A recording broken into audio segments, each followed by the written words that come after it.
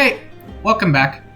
So we just got the Fate channel, and we learned all about the Brave units, and that's really cool. I'm glad they're all getting PRF skills of some sort. They're keeping up with that trend now, because initially last year we got that one-time thing, and we weren't really sure if that was going to be consistent. I know a lot of people were saying they were going to keep that up from now on, but it was really hard to say for me at least. But nevertheless, I'm glad everyone got something that at least allows them to be distinct in some capacity. With all that being said, we usually have these yearly debates about who is the best Brave unit. Sometimes it takes a bit for people to come to a common consensus on who's the best one, and then other times it's generally right out of the gate as to who's the best one. I think something like that was with Brave Erica, and that was really it. I know there was also debates about who was the best, who was the worst, yada yada yada, but nevertheless, I wanted to give my thoughts overall on all 4 Brave units, go over their pros and cons each respectively, and give a general recommendation about who you should pick as your freebie.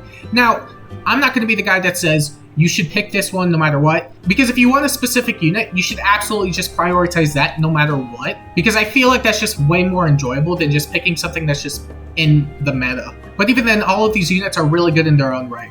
So I want to just give my thoughts overall, and yeah, that's about it in terms of the intro or whatever. We may as well just get started with all of these, starting with Brave Female Byleth. Brave Byleth, compared to the rest of the batch, doesn't actually have as many effects, but the effects she has are really, really good. For starters, Brave Byleth has a Slang Tome that not only grants her null follow-up to herself, but also if her special is at its maximum value, then she'll get -1 cooldown to it, and effectively make her 2 cooldown special ready to go at the start of the turn. Because with the Slang effect, it becomes 1 cooldown, and then after that, it's basically just ready. And then after that point, if she initiates combat or is within 2 spaces of an ally, she gets Spectrum 5, and if her special triggers before or during combat, then she gets a Quicken Pulse mini Spiral-esque effect after combat, which is similar to the likes of Ascended Merida and Brave Celica. It's really good on that front. And then for her personal skill, she has Divine Pulse, which is a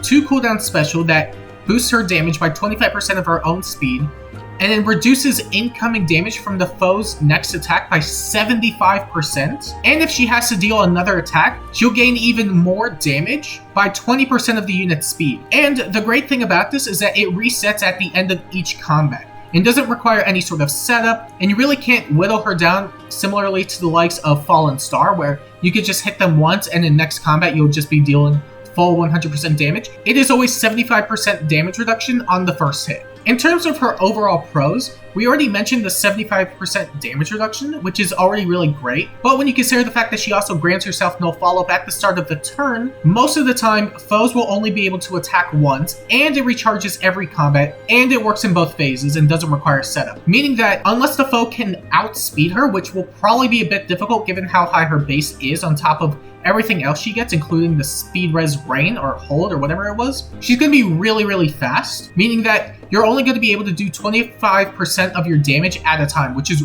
really, really good. It's also worth noting that because of her Slang effect and the 2 cooldown special, alongside the Quicken Pulse she gets at the start of the turn, and the accelerated cooldown she gets after combat, means that not only will she always have her special ready to go, but she's effectively immune to Pulse Smoke, meaning that her damage output is super strong in general, as you'll always be taking a hit from that special, unless you have something along the likes of Brave Adult Tiki, but we'll get there when we get there. For now, she is basically just immune to Pulse Smoke, which is really, really nice. And because she's immune to Pulse Smoke, it basically just means she can have consistent specials ready to go. But also because she gets Quicken Pulse at the start of every turn if she's within 2 spaces of an ally, she can actually potentially AoE spam, similarly to the likes of Summer Thor. However, she will either have to use something like Heavy Blade or run external support that can grant her accelerated cooldown, because without it, she won't be able to get her AoE going until another turn happens, unless you get some other external support, maybe like Dual Chrom, but that's also just one of those few units that can really provide that sort of support. And similarly with the likes of guard effects, it will be a bit harder for her to charge it as a result. And given that guard effects are mainly more prevalent on enemy phase strategies more than player phase strategies, you'll find that it could be troublesome in that regard. But nevertheless, as a combat unit, she's arguably one of the safest units in the game because of the fact that she's always getting 75% damage reduction on every foe's first hit. And if the foe can't double, then you're just not denting her. It's really, really strong. However, she isn't without her own weaknesses. Because she is relying on damage reduction for any semblance of bulk, Deadeye, Lethality, or any other similar effects will basically neuter her, even without the likes of IOT. She can more than likely take a hit because 75% is a lot, which is really, really nice. And if you've ever used something like Legendary Claude, you will know that IOT Shield isn't exactly the most necessary, per se, mainly due to the fact that you're just getting so much damage reduction. And it's similar here, but again, she will have to watch out for those type of effects. Other than that, units with Brave effects will actually destroy her, because units with Brave effects will be able to get 100% of their damage going on every second hit, which is extremely good just for taking her out in general, because most units, without being able to speed stack and take her out naturally like that, will not be able to kill her in a single combat. But then, similarly with the likes of Deadeye and Lethality, you also have Hardy Baron, which not only shuts down her B slot, but can actually allow units to get Deadeye and Lethality going right off the bat. And again, given that her defenses aren't really that high, it will be a bit of a problem. And outside of that, foes with any sort of damage reduction will be a bit problematic. Granted, she will more than likely get 2 specials going, and every time she doubles, her second attack will deal more damage, but there's always a chance that units with damage reduction will more than likely be able to tank her. But even then, as a combat unit, she's still extremely safe. So even when including damage reduction, there's a good chance she probably won't fall in combat. And overall, I find that she's definitely one of the more impressive units on the banner. Next, we have Brave Seliph, who is really good. I figured he'd at least be somewhat decent because he's a Brave unit, but given like his legendary, I was a bit worried, but nevertheless, he's really, really good. He has Holy Tide Tear Thing and Air to Light. We'll start with the weapon. His weapon has fixed Canto 2, meaning that no matter how far he extends, he'll be able to move 2 spaces no matter what, which is really, really nice just for the threat range alone. He has Slaying, Spectrum 5, and True Damage based on the foe's defense for a maximum of 40%. It's all based on how far he or the foe moves, which is really interesting as an effect, because if he were to move 4 spaces, which, spoiler, he can, then he'll be able to get 40% of the foe's defense as true damage per his attack, which is really good. However, in my opinion, the biggest contribution to Seliph's performance is absolutely going to be the miracle effect that he has built into his weapon. If his HP is above 25% or more at the start of combat, then he'll get the miracle effect, meaning that if you can't double him, which will also be somewhat hard to do because of his stat line, he'll be really, really difficult to take down in the enemy phase. But also there are enemy phase merits, and I'll go into that in a second. He also has Air to Light, which not only grants him visible buffs to attack and speed at the start of turn if he's within 2 spaces of an ally, he gets no follow-up, and can move 1 extra space, meaning that his threat range is extremely high. We're talking 4 spaces with Canto 2. In terms of his pros, I find that he is one of the best in terms of just having a massive threat range. 4 movement on the Cav is really, really strong if you didn't already get that from Legendary Sigurd, but Legendary Sigurd was definitely more impressive due to his special, more so than his combat, but Seliph trades that supportive aspect of Holy Knight Aura for just a lot better combat, as he is one of the safest initiators in the game, not only due to Miracle and his solid defense, but also his fixed Canto, which can just be used for hit and run strategies after he is done in combat. And also because he gets 40% of the foe's defense as true damage, up to it depending on how far he moves, he will be hitting extremely hard. And similarly to the likes of Fallen Rhea, the more you try to stack it, the more he's just going to hit you for, which is really, really good. And as I mentioned earlier, the Miracle effect can come into play in the enemy phase, mainly for shutting down Gale Force strategies, as the Miracle effect does work if the foe also initiates on him and they move to a different tile, which they'll probably have to do unless Seliph initiates, but even then he'll run away because he has the Canto 2 effect. If you were to use him on Aether defense as a frontliner, for example, you could potentially shut down Gale Force strategies, unless they have some sort of Brave effect, but that will ultimately depend if they're able to hit hard enough for him to fall to 1 HP on the first hit. And if they can't, then they're screwed. In terms of his cons though, I find that it's not as bad as the rest, but it's still worth noting. Because he's going to be relying on that Miracle effect for his general tankiness, he does have good defense, but really low res. If he does fall into the Miracle range, and he has to go into future combats, it will probably be a bit more difficult for him to come out alive, because he doesn't have any sort of Desperation effect. You could always just run Desperation in his B slot, but that also comes with opportunity costs, as well as just running stuff like Search Sparrow, Mystic Boost, or anything of the sort. If you were to run Search Sparrow, for example, and get rid of his Flash skill, then he loses any sort of attack and speed in the enemy phase, which can be problematic if you want to prevent any sort of doubles and get the miracle effect working more consistently. But outside of that, to an extent, Brave hits can also mess him up. Seliph does have the potential to take a hit from any sort of Brave unit that targets his defense, but units like Valenti and Paolo will more than likely just shred through him. But outside of that, you also have Stall effect, which can just limit his movement to one space, which does suck. And outside of that, you also have False Start, which does affect his air to light skill, as it is the start of turn effect, meaning that he'll lose no follow-up and the extra movement. However, even with all these cons, I find that Seliph is probably the strongest of the 4 Brave units just because of what he offers to the player. But again, I need to specify all these units are really good, so you really don't need to feel bad if you just pick anyone else. Next, we have Brave Tiki, who also has a slaying effect. I'm pretty sure all these units have slaying effects, but nevertheless, she has a good amount of stuff built into her weapon as well as her PRF B slot, New Divinity. In terms of her weapons, outside of the slaying effect, she does get Spectrum 5,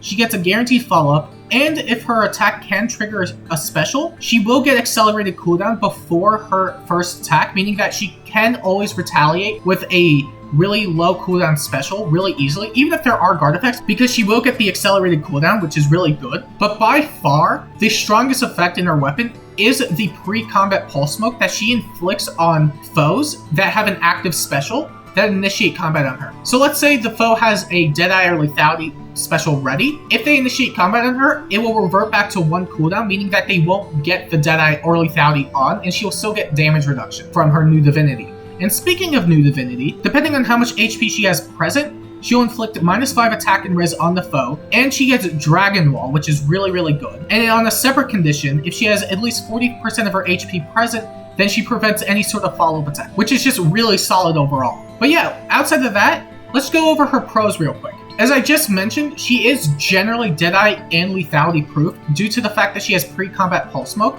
which will more than likely guarantee her damage reduction per hit. Granted, there are effects and units that can bypass it. We'll get into that in a second, but for the most part, she'll more than likely just have damage reduction ready to go. Units like Young Soren and Dual Lift can still reduce the amount of damage reduction that she's getting, but even then, it's still damage reduction regardless. And because she's a dragon, she can run tier 4 stance skills for the guard effect, meaning that if she were to shut down the Lethality or Deadeye, then the guard effect can still prevent them from charging their special. And because she has access to the distant counter seal, she can still reliably target foes from all ranges, which is really, really good. Not only that, she has guaranteed follow-ups, which means she can secure her own doubles, and she shuts down the foe's follow-up attacks, meaning that she's taking less damage overall. And for something of note, she can actually stop stuff like Fallen Edelgard because she won't ever have a bonfire ready to go, which is really cool. But also she can stop stuff like Legendary Sigurd with Holy Nidora, as that will just get reduced. And because Tiki will have more speed to work with, she isn't exactly the slowest, but because she also shuts down the foe's follow-up attack, Sigurd would not be able to double anyway. And in general, she just has easily chargeable specials due to the accelerated cooldown from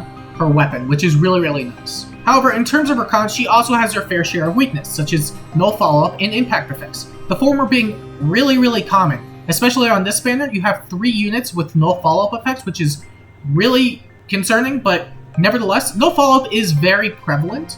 So anything with no follow-up means that she'll be taking more damage in general. And let's say the foe doesn't have a no follow-up effect of sorts and they only get 1 attack.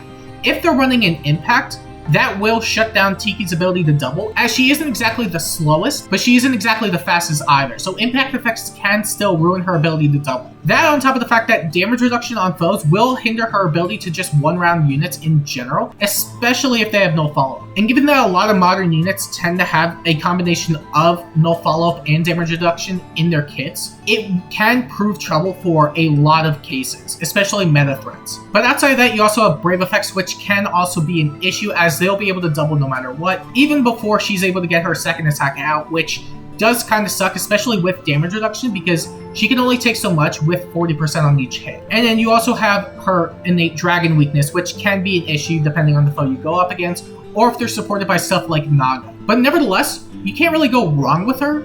Just know that a lot of meta threats will prove trouble for her specifically. And then finally, we have Brave Chrom, who has quite a bit of stuff actually. He has a slaying weapon. Ooh, big shock, everyone has slaying on this banner.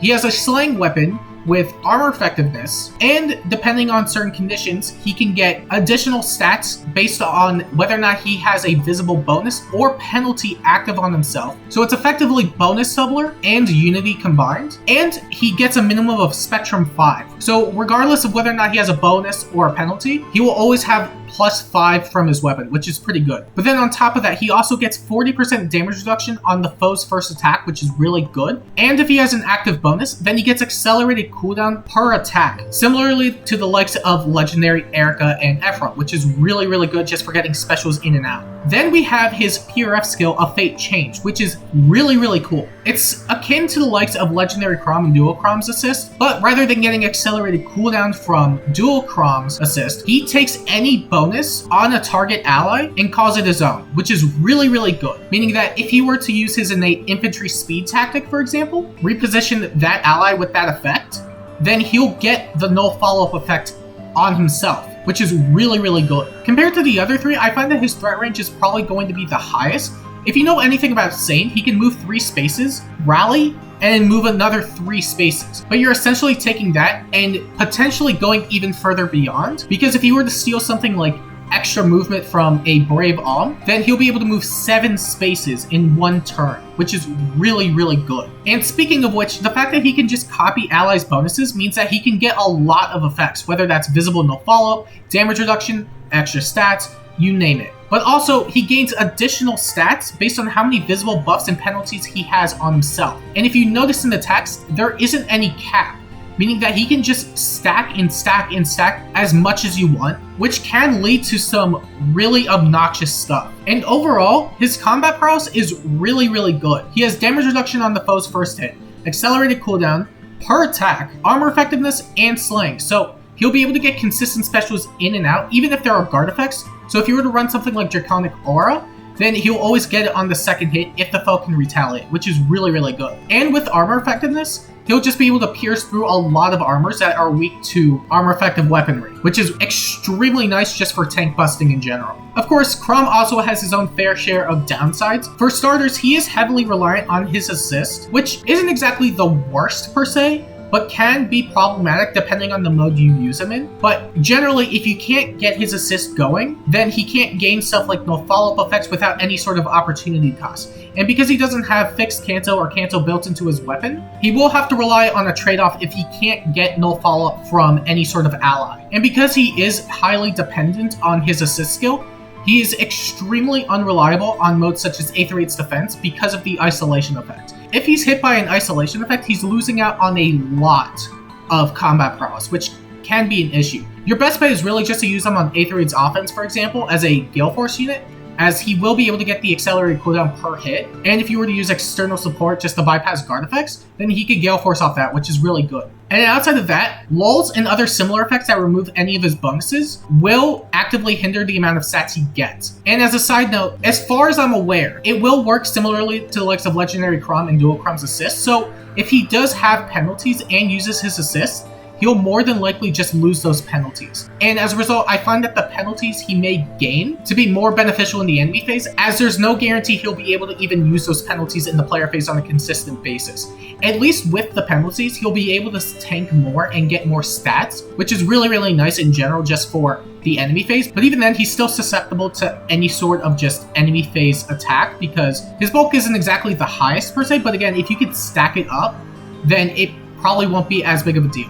And beyond that, I find that the visible bonuses he can copy are a bit limited in scope at this time. For what it's worth, he could still get no follow-up, damage reduction, dominance, whatever the case may be, depending on the unit you use, of course, which is still good. I'm not going to knock that. I'm not even going to call him bad because of that. He's still a really, really good unit because of it. However, I find that his potential overall is just a bit more limited as a result, because outside of stuff like null follow-up, most of the effects that he could gain are either locked to an initial combat from another unit, or he has enough of it as is, so it won't really affect his performance to a significant degree. However, I find that this is less of an issue on Chrom and more of an issue on the amount of effects that we have in the game. But even with that being the case, he can still get everything he needs right out of the gate. And in general, you really can't go wrong with picking him. Overall though, if you had to choose one unit as your freebie, I find that Brave Seliph is probably going to be the strongest of the batch. For all I know, it could also be Brave Chrom,